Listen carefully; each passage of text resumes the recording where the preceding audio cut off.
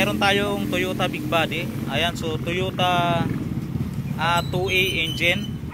Ayan, palyado ang kanyang palyado ang kanyang karburador. Tapos yung kanyang yung kanyang supply sa magnetic switch, pag naka-on yung susi saka lang gumagana, pero pag in-start na, nawawala na yung supply. Ayan, so gagawin natin, kukunan natin ang linya mula doon sa sa susian para magkaroon ng permanent supply yung pag inop mo yung susi, saka din mawawala yung supply.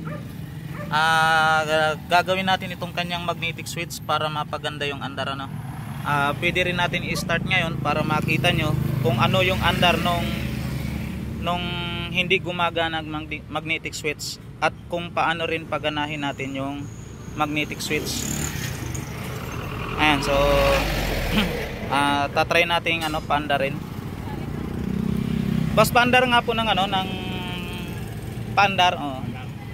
Ayan, so papaandarin natin para malaman nyo kung ano yung pagkakaiba nung gumagana yung magnetic switch at saka yung hindi. Sige, start. Pag walang magnetic switch, ayan mataas. Mataas ang andar, namamalya. Ayan. Pero pagka nagawa na natin itong linya ng magnetic switch, mga kabrom-brom, malaki yung pagkakaiba. Yung pinakamababang minor, maitutuno niya. Ayan, so inihintay lang natin yung pinabili nating wire. Ayan na mga kabrom-brom, ayan na yung minor ng ating 2A engine. After nung magawa natin yung gusto nating gawin do sa karburador niya. Ayan no.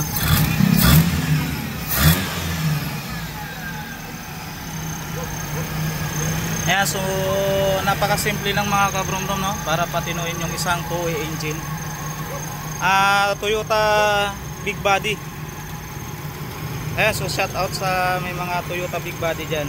Paki-likes, subscribe yung ating YouTube channel. Ayan, so sana makatulong sa inyo yung munting idea natin.